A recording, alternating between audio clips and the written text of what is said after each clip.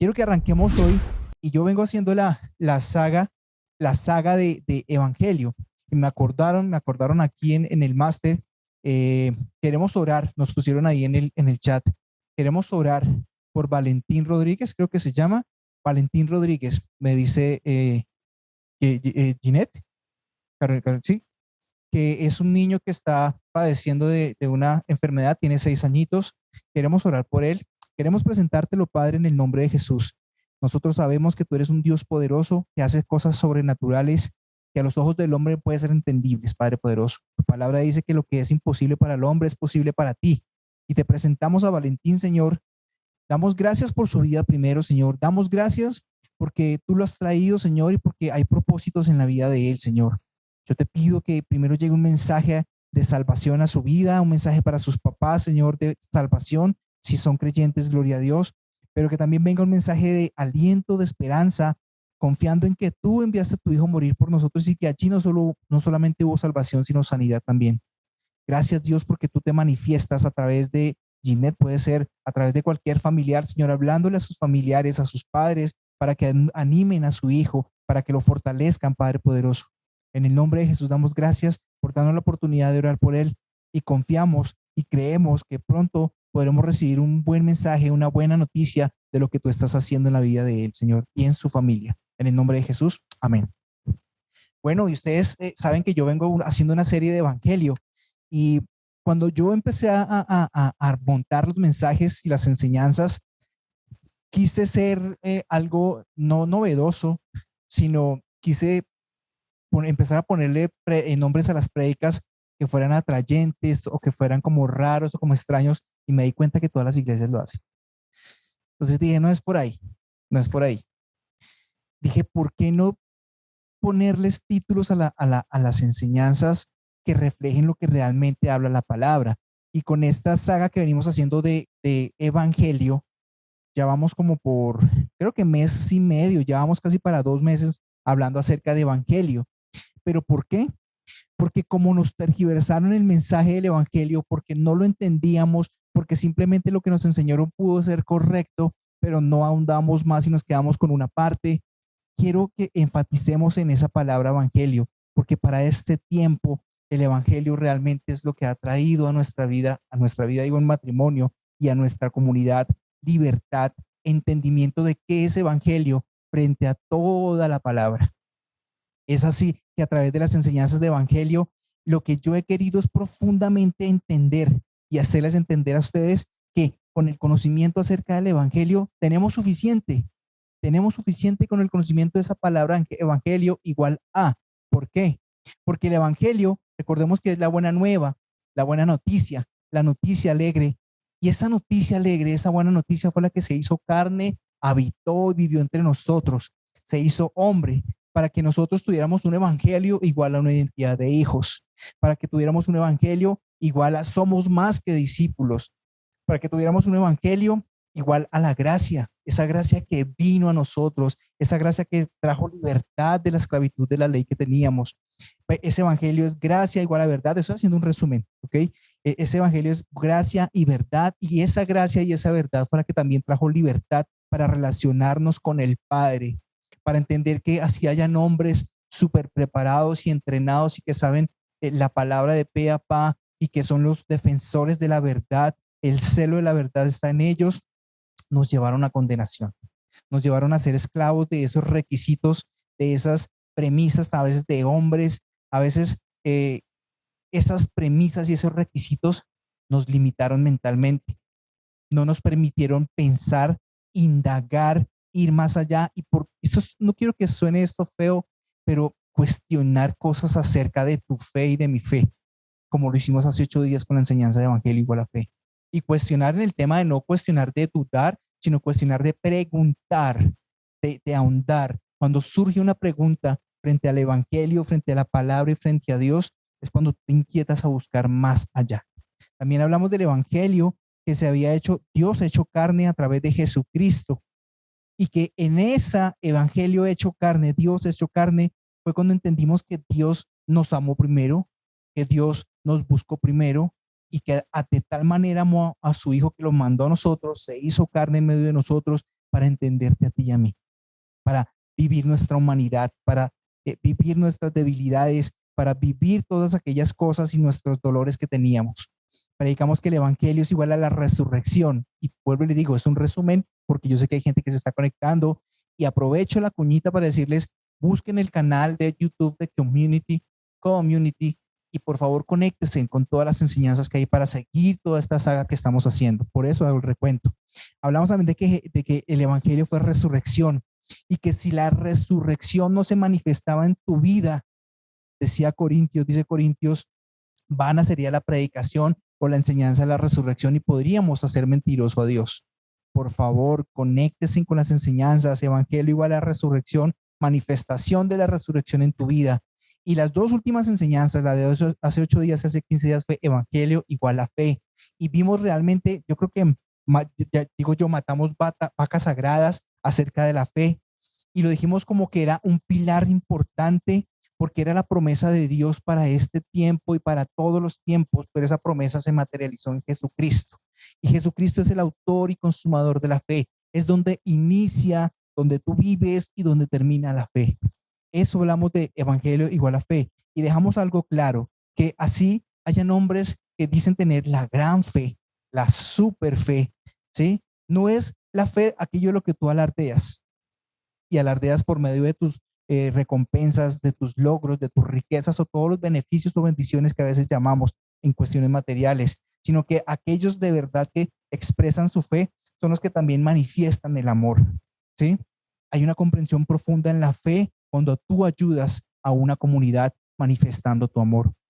Entonces, hoy quiero predicar acerca de evangelio igual a fruto. Y esta canción que sonó la última podría ser el resumen de la enseñanza. Para muchos, se nos ha dicho que cómo tú conoces un cristiano o un creyente en Jesús, y acudimos a un versículo bíblico que es Mateo 7:20, que dice, por sus frutos los conoceréis. ¿Sí? Por sus frutos los conoceréis. Y aunque en este contexto, realmente este versículo habla de un contexto, los 4 versículos anteriores está hablando de los falsos profetas, de los maestros, de los que están engañando, llevando falsas doctrinas, y el 20 termina diciendo, por la fe, es así que por los frutos los conoceréis, ¿sí? Y es que en los comentarios bíblicos que yo revisé de este Mateo 7, nos dicen que estos textos bíblicos dicen que nos aconsejan revisar el fruto asociándolo a 4 cosas importantes. 1, un estilo de vida. 2, un carácter. 3, unas enseñanzas. Y 4, una influencia. Y eso es una comunicación de doble vía. ¿Por qué? Porque en el estilo de vida se refleja el carácter, pero en la enseñanza, ese es el de doble vía, en la enseñanza que tú estás recibiendo también es que tú cómo la estás impartiendo, y en las influencias que tú estás recibiendo también cómo las estás manifestando, ¿sí? Pero ¿por qué no hacer de este texto como un medidor también para nuestras vidas, para la vida del creyente, no para la vida del maestro o el que está tergiversando la verdad, porque ese es el contexto realmente, por sus frutos los conoceréis. ¿Cómo conocemos un maestro, un apóstol, un profeta, un líder cristiano? Pues por su fruto, pero los que no servimos de tiempo completo en el ministerio o los que no estamos involucrados en un servicio activo en la iglesia, un creyente en Jesús, pues también debería medirse por su fruto, también debería medirse por su fruto. Y siempre que hablamos del fruto, acudiremos, al igual que hace 8 días, a un texto clave, el de la fe, el evangelio igual a fe. Decíamos que Hebreos 11:1 es el texto clave que todo el mundo dice que la fe es pues la certeza de lo que se espera, la convicción de lo que no se ve, ¿correcto? Y la conclusión grande de esto fue que esa certeza de lo que se esperaba o esa esperanza que se tenía en algo se materializó. Tenemos la convicción plena de que eso que se esperaba ya se materializó y fue Jesucristo. Por eso decimos que Jesucristo es el autor y consumador de la fe.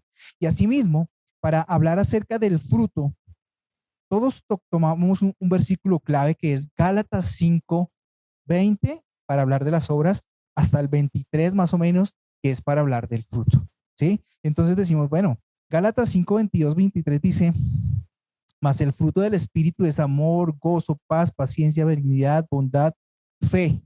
Sí, siempre citamos ese versículo para hablar del fruto. Pero quiero que hagamos lo mismo que hicimos hace 8 días y hace 15 días.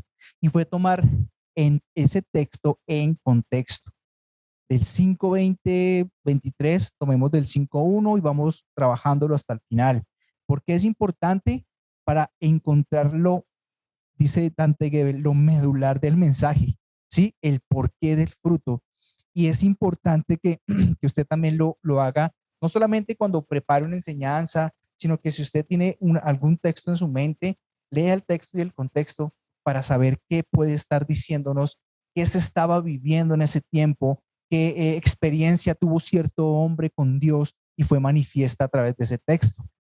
Entonces, a mí me da muchísimo gozo. Créanme que cada vez que algo viene a mi mente, yo lo confío que es de parte de Dios y no puedo contar las experiencias que tengo en este tema, porque yo sé que la experiencia mía no puede edificar más que la palabra, pero hace parte del mensaje que estamos edificando y mandando a la gente para que sean formados. Y es que cada vez que yo voy haciendo una enseñanza, yo me doy cuenta cómo hay palabras o términos que van uniendo las enseñanzas una tras otra, ¿sí? Y a mí me alegra mucho. Anoche me pasó otra cosa impresionante, y es que cada 8 días, cada sábado, yo me conecto con un grupo de muchachos estudiantes de teología que son creyentes.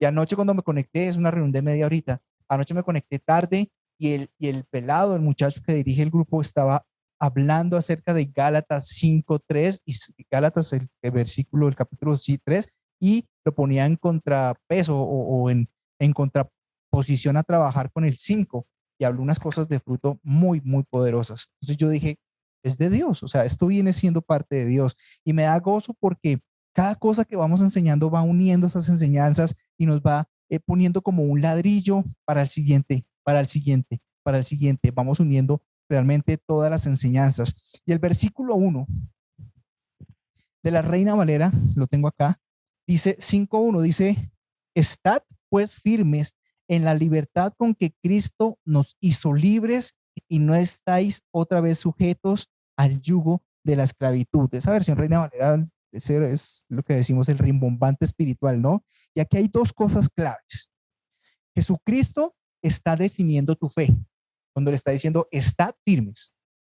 Jesucristo le habla a Pablo y Pablo le habla a la comunidad y Pablo les dice, estad firmes, define su fe diciendo, estad firmes en Jesucristo. Ahí fue donde definimos hace 8 días la fe. Por eso es importante lo que les estoy diciendo de cómo se van uniendo las enseñanzas. Estad firmes, define su fe en Jesucristo. Pero no solamente le dice que define su fe, sino que también en este texto dice, Él es tu libertad, todo lo que la ley nunca pudo hacer en tu vida de libertad la hizo Jesucristo. Te dio la fe y te dio la libertad. Ese es el resumen del capítulo 1. ¿Sí? Nos afirman la fe y nos muestra la libertad de Cristo. La versión del espejo dice, en la parte B, dice, no dejen que la religión les haga tropezar otra vez y sus riendas de reglas y obligaciones los controlen. Lo leo otra vez. No dejen la parte B. No dejen que la religión les haga tropezar otra vez y sus riendas de reglas y obligaciones los controlen. Yo no me estoy inventando estas traducciones. Yo anoche le preguntaba a mi esposa, le decía, yo saco muchas versiones, ¿será que estoy siendo muy cansón con eso? Pero en el ver las traducciones, en el ahondar en cada versión, cómo interpreta ese texto, es cuando viene la revelación, el entendimiento a tu vida. Del versículo 1 yo quiero saltar a un texto que sigue siendo clave para llegar al mensaje del fruto, ¿sí? Y es el versículo 4, ¿sí? Ahí siguen hablando de la incircuncisión y la circuncisión, hablando de términos de ley. Y el 4 dice, de Cristo os desligasteis los que por la ley os justificáis de la gracia habéis caído. Entonces uno no entiende, yo le decía esta semana en una reunión con los muchachos, los líderes de jóvenes, yo les decía que yo quiero que los muchachos entiendan el mensaje también, porque es que esto no es solamente para papá y para mamá, para la abuela, para los ancianos, no, sino que aquellos muchachos de 12, 13, 14, 15 años que se están conectando entiendan. Por eso busco también más traducciones. La nueva versión internacional dice, tratan de ser justificados por la ley. Está hablando de aquellos que por la ley quieren ser justificados o quieren ser aceptados por el Padre. Dice, tratan de ser justificados por la ley. Han roto con Cristo. La NTV, la nueva traducción viviente, dice, hacerse justos ante Dios por la ley. han quedado separados de Cristo. La PDT dice estar bien con Dios por la ley. Se habrán alejado generosamente del amor de Dios. La amplificada, esta es poderosa, dice, has sido separado de Cristo si buscas ser justificado. Es decir, ahí define qué es ser justificado, es decir, declarado libre de la culpa y del pecado y su castigo y colocado en posición recta ante Dios. Esa es la mejor definición de justicia. Ser puestos en la correcta posición y la correcta relación con Dios. Dice, por medio de la ley, has caído de la gracia, porque has perdido el control del favor y los beneficios y la bendición inmerecida de Dios. La Message, perdóname que les dé tanta palabra con un mismo texto, pero allí es donde hay revelación. La Message dice, cuando intentas vivir según tus propios planes y proyectos religiosos, están separados de Cristo. Caes en desgracia. Y la del espejo, que es la que siempre nos deja con la cabeza así explotada, dice, la justificación de la ley no tiene nada en común con la justificación de la gracia. Son opuestas. Así como es imposible que alguien viaje en dos direcciones, es decir, yo mismo para un lado y yo mismo para el otro, dice, en dos direcciones opuestas a la vez. Igualmente, Cristo es irrelevante. ¿Qué quiere decir irrelevante? Sin importancia para ti. Entonces, Cristo es irrelevante para alguien que busca su propia justicia bajo la ley. Cada texto, cada interpretación que hay, cada traducción, quieren decir lo mismo, pero nos da luz porque me lo dice de una forma diferente. Y aquí podríamos decir que aquellos que buscamos ser justificados por la ley, por nuestras obras, por lo que queremos hacer para agradar al Padre, realmente nos hemos salido de la gracia. Lastimosamente, o bueno, no le digamos lastimosamente, a muchos se nos enseñó este versículo clave, diciéndonos que cuando yo pecaba o cuando me salía cuando me caía en el error, era que me salía de la gracia, ¿sí? De la gracia se salió porque pecó y cayó en el hueco del pecado, ¿sí? Yo les hago una pregunta. Según todos los textos del mismo versículo que leímos, ¿tiene alguna relación este texto con el pecado? Quiero que mi esposa me confirme si alguno dice sí o no. Y la pregunta vuelvo y se la digo. ¿Tiene alguna relación este texto que leímos con el pecado? ¿No? Es clave. No, es clave. Lo están entendiendo. Lo están entendiendo. Lo que te está diciendo este texto es que cuando tú acudes a tus obras y a tus fuerzas y a la ley que nos impusieron los 613 mandamientos que decía el Antiguo Testamento, cuando tú quieres ser justificado por eso, has salido de la gracia. Has salido de la gracia. Entonces, ahora, el poder efectivo de la gracia de Dios se hace inoperante en la vida tuya y mía, ¿sí? Cuando lo hacemos con nuestro propio esfuerzo para dar fruto. Ya vamos entrando en materia del fruto, te lo repito. El poder efectivo de la gracia de Dios se hace inoperante en tu vida y en mi vida cuando lo hacemos con nuestros propios esfuerzos para dar fruto. Es clave esto. Saltemos al versículo 6. El versículo 6 dice, porque en Cristo Jesús ni la circuncisión vale algo, ni la incircuncisión, sino la fe que obra por el amor. Y bueno, hace 8 días explicamos que este texto era clave para poder interpretar la fe. ¿Por qué? Porque hablábamos de que la fe obra a través del amor. Hablábamos de que estos grandes hombres de fe que nos dijeron que tener cosas, que la manifestación de la fe se veía en las cosas materializadas, fue tumbada cuando pensamos que la mejor representación de la fe es cuando tú tienes una manifestación en amor hacia otros. Y esa manifestación puede ser también material, y lo decía, yo le explicaba que esa manifestación de fe, que es Jesucristo en mi vida, es que si yo tengo un recurso pueda bendecir a otros, ahí estoy manifestando la fe también, ahí estoy manifestando plenamente la fe. Entonces, ¿por qué es clave? Porque este versículo nos viene uniendo obras, ley, el querer hacer, con el fluir en el amor, con la fe. Entonces, des en cuenta cómo cada enseñanza nos va dejando palabras claves para seguir uniendo todo lo que es el evangelio igual a, sería el poder desatado en tu vida. ¿Ok? Entonces, desde el versículo 7 hasta el versículo 15, Pablo nos empieza a mencionar, igual que Mateo, acerca de los falsos profetas, los falsos maestros, que tergiversaron, y en este punto de Pablo, en Gálatas dice que tergiversaron la interpretación de la gracia y anularon esa gracia trayéndoles otra vez ley, trayéndoles otra vez ley. Entonces, pero hace un fuerte énfasis en que lo que yo he venido diciendo, en que la libertad en Cristo, la gracia que tú estás entendiendo, no era la excusa para vivir pecando, que esa gracia no era el pasaje, el pasabordo, la licencia que me habilitaba para pecar, sino que esa libertad y esa gracia me anima, me conforta, me fortalece y me empodera para servir comunitariamente los unos a los otros. Poderoso esto. El evangelio que hemos venido predicando, evangelio igual a, ya saben todos los que hemos dicho, debe cambiar realmente ese pensamiento o esa opresión sumisa que nos tenía al legalismo, ¿sí? Al legalismo, para trasladarlo a una sumisión al amor. Una sumisión completa al amor. Cuando tú estás sujeto y sumiso al amor, hay manifestaciones poderosas de gracia, de libertad y de fruto. Salto hasta el versículo 16, ¿sí? En donde me manifiesta que el Espíritu Santo es el que te capacita a ti y a mí.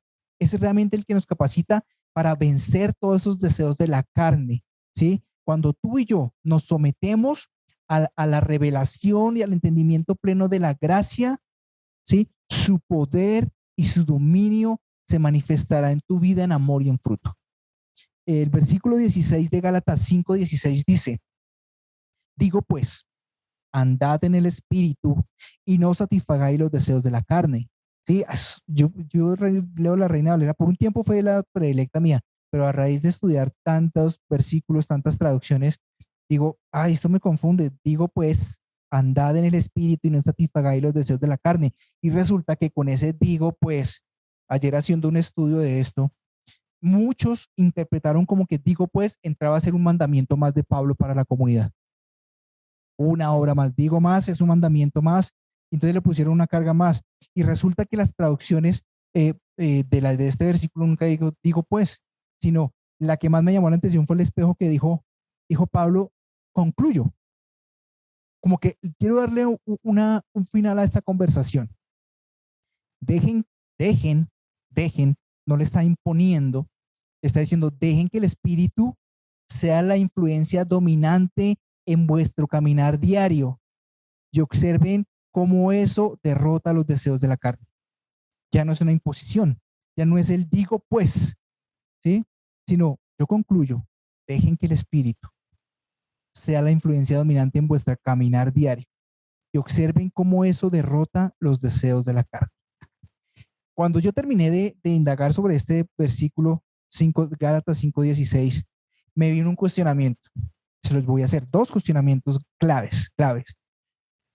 ¿Por qué Gálatas, en especial este versículo 5, tiene tanta relación de la ley con las obras? ¿Por qué tiene tanta relación del Espíritu con el fruto? ¿Por qué se relaciona tanto la ley contra la gracia?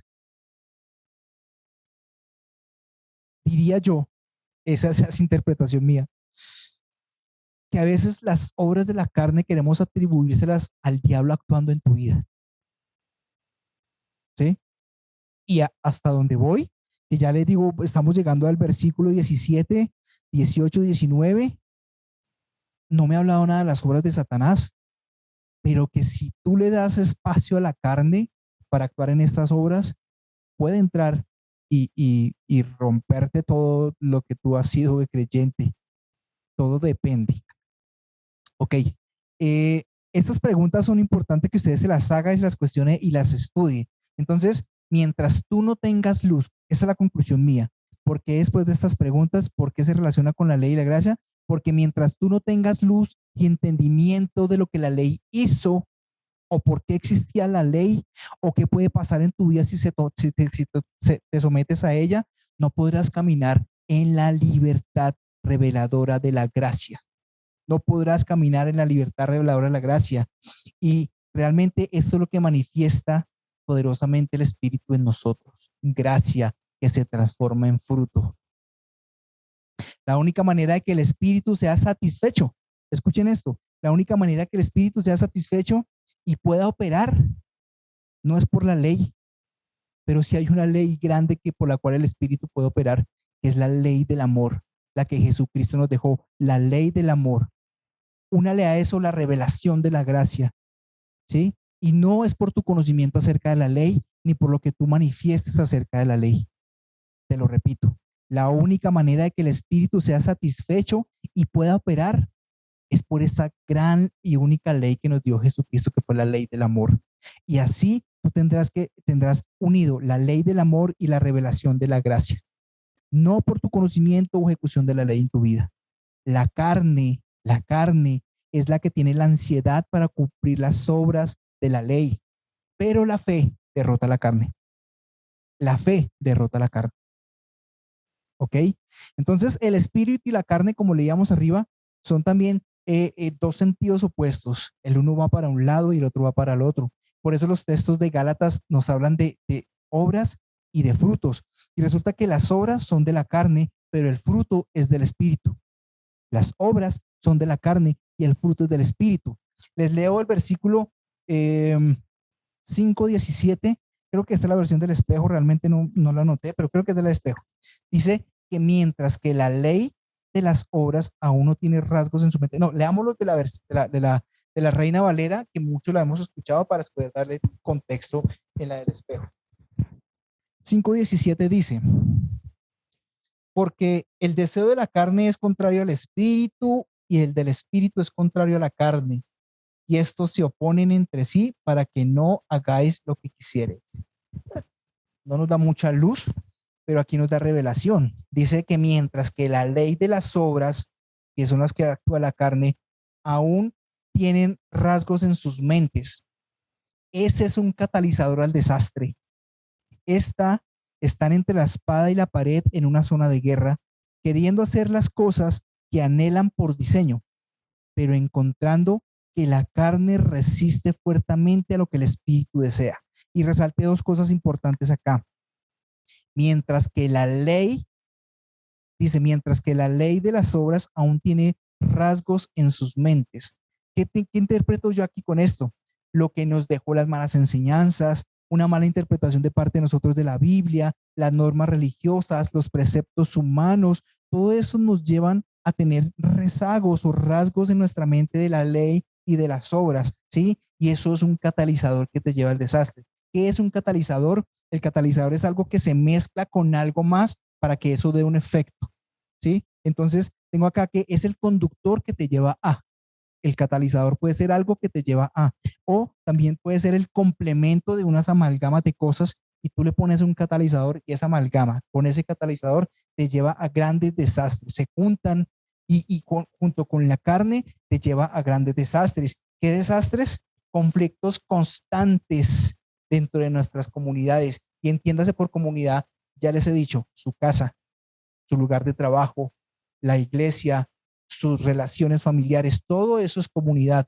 Entonces va a llevar a que tengamos conflictos constantes, incesantes en nuestras comunidades. Pablo le recuerda a las Gálatas que el evangelio, todo lo que hemos predicado de evangelio, todo lo que ya les dije en la introducción, nos tiene que llevar a que entendamos que en Jesús, ¿sí? En Jesús fueron las cosas primeras, pero te tiene que llevar a preguntar varias cosas. Tres preguntitas aquí tengo. Una, ¿en dónde empezaste? ¿En dónde empezaste cuando conociste a Jesús? ¿Qué fue lo que te llevó hacia Jesús? ¿Sí? ¿Pudo haber sido el temor? ¿Te predicaron de temor? ¿Te predicaron del infierno? ¿Te predicaron de que no le agradabas a Dios? Pudo ser eso, ¿sí? Pero hay que entender que esas primeras cosas, identificarlas de cuáles fueron llevadas por el Espíritu y cuáles no fueron llevadas por el Espíritu. Y ahí vamos identificando cuáles cosas son las que van contra el Espíritu y que actuamos en nuestra carne. Lo que produce el Espíritu es importante para nuestra comunidad, pero también lo que produce la carne es relevante para nuestra comunidad. Relevante en el tema de que tú tienes que identificar qué está generando esos problemas constantes en medio de tu comunidad. Cuando vives en la ley, vives en la carne. Cuando vives en la ley, vives en tus egoísmos. Cuando vives en la ley, vives en tus esfuerzos. Y eso tiene una expresión visible, que pueden ser las manifestaciones de la carne. las obras de la carne. Te lo repito, me gusta repetir mucho para que se arraigue eso. Cuando tú vives en la ley, vives en la carne. Cuando tú vives en la ley, vives en tus egos. Cuando tú vives en la ley, vives en tus esfuerzos, ¿sí? Y se expresan de maneras visibles. Pero las obras que nos está hablando Gálatas 5 en los estudiosos, que a mí me pareció súper importante esto que encontré, la del 5:22, cuando ya empezamos a hablar de las obras de la carne, dice que las dividieron en tres grandes áreas: egoísmo, ira y orgullo. Me dice mi esposa que lo reitere. En tres grandes áreas se dividieron las obras de la carne. Dice que la primera área se dividió en relaciones sexuales malsanas, obra de la carne. ¿Por qué? El versículo 19 es Gálatas 5:19, dice, y manifiestas son las obras de la carne, que son relaciones sexuales malsanas, adulterio, fornicación, inmundicia, lascivia. El espejo nos dice, la influencia de la carne es obvia. Donde quiera que prevalezca una actitud legalista, los pecados sexuales son rampantes. ¿Qué quiere decir rampantes? Presentes, ¿sí? Cualquier cosa pasa: adulterio, inmundicia y libertinaje grosero. Otro subgrupo, un segundo grupo que nos califica las obras de la carne, nos dice que son las malas prácticas religiosas, idolatría y hechicería. Y uno diría, pues que esas obras de la carne, idolatría y hechicería, son de los no creyentes, son los que no han creído en Jesús o simplemente cometen actos de brujería. Pues no, la idolatría y la hechicería se practica también en la iglesia cristiana. ¿Cuándo? Cuando tú idolatras a un hombre, cuando por encima de Jesucristo está tu pastor o tu líder, cuando por encima de la palabra de Dios está una visión. ¿No estás idolatrándola? Y te estoy hablando a ti, creyente, y el que no es creyente, pues ahorita lo arreglamos, pero le estoy hablando a mentes que conocen, a corazones que han sido nacidos de nuevo, espíritus nacidos de nuevo. La idolatría se presenta en la iglesia cristiana. Y la hechicería también. ¿Cuántas oraciones hicimos o nos hicieron de pronto para que nos fuera mal? Y no lo dijeron literalmente de que Dios que le vaya mal, sino simplemente con el hecho de decir, Dios, tú tomas cuentas, Dios, tú estás viendo qué me están haciendo, Dios, tú sabes mi situación con tal persona, Dios, que el juicio caiga sobre él, yo no soy nadie para juzgarlo, pero tú sí. Oraciones hechiceras, oraciones hechiceras. Ojo con eso. Y un tercer grupo de las obras de la carne nos hablan de las relaciones interpersonales malsanas. ¿Por qué? Dice el 20. También del 20 decía idolatría y hechicería, que son obras religiosas, prácticas religiosas, pero en el mismo 20 nos dice enemistades, pleitos, celos, iras, contiendas, disensiones y herejías, envidias, homicidios, borracheras, orgías, cosas semejantes a esta, acerca de las cuales os amonesto, como ya los he dicho. Ojo con esto, que los que participan tales cosas no heredarán el reino de Dios. Y de ahí nos cogimos para decir que los borrachos, los homicidas, los que practican orgías, los que tienen disensiones, los que bla, bla, bla, no son salvos, no heredan el reino de los cielos, porque esta interpretación la dejamos así. Yo la dejé así. Y en algún momento me la cuestioné, claro que sí, pero no la estudié. Pero cuando yo ahondo a ver qué dice que tales cosas que se practican, no, las que las practican no heredarán el reino de los cielos, la veo en otra traducción como la del espejo y dice, aquellos que practiquen este estilo de vida, nada tienen en común con el reino de Dios. O sea, y el reino de Dios, recuerden que no es el establecido en el futuro, sino el reino de Dios fue el que se hizo carne en este tiempo. El reino de Dios habita en ti. El reino de Dios habita entre nosotros. Tú predicas el evangelio y estás predicando el evangelio del reino de Dios también. Entonces, imagínense que aquellos que practican eso no heredarán el reino. Es totalmente diferente a decir que aquellos que viven de esta vida no tienen en común el reino de Dios, totalmente diferente. Y te digo a ti, ¿qué hay en tu vida que no está en común o al igual que el reino de Dios? Yo creo que con esto te voló la cabeza. acerca de los que no heredan el reino de Dios, los que no son salvos y son condenados en el lago del fuego, frente a los que no, los que tienen comunión con el reino de Dios. Ya vamos a terminar, ya vamos a terminar. ¿O les parece que ya son las 11? ¿Les parece si dejamos ahí versículo 21? Aquellos que practiquen estas cosas nada tienen en común con el reino de Dios, para empezar a desencadenar ahorita, dentro de 8 días el fruto. Me parece mejor para no extendernos, por respetar el horario y todo el tema. Entonces, termino diciendo que cuando el evangelio que hemos predicado es entendido, cuando tú entiendes que el evangelio, que eres identidad de hijo, y hasta donde vamos que evangelio es fruto, es entendido, tú vives en la gracia. Pero cuando tú vives en la gracia, tú fluyes en el amor. Cuando tú vives en la gracia, tú fluyes en el amor y se manifiesta en tu vida.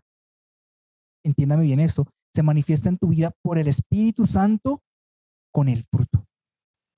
Te lo repito nuevamente. Cuando el evangelio que hemos predicado es entendido, tú vives en la gracia, fluyes en el amor y se manifiesta en tu vida el Espíritu Santo con el fruto. Pero este fruto es producido por un poder sobrenatural que no poseemos tú y yo. Sí, es el fruto del Espíritu, dice, es el fruto del Espíritu el que va fluyendo. Esto es lo que debe caracterizar nuestras comunidades. Que tú entiendas que la gracia fluye en amor y que el amor permite que el Espíritu Santo fluya con el fruto. Permite que eso fluya en tu comunidad.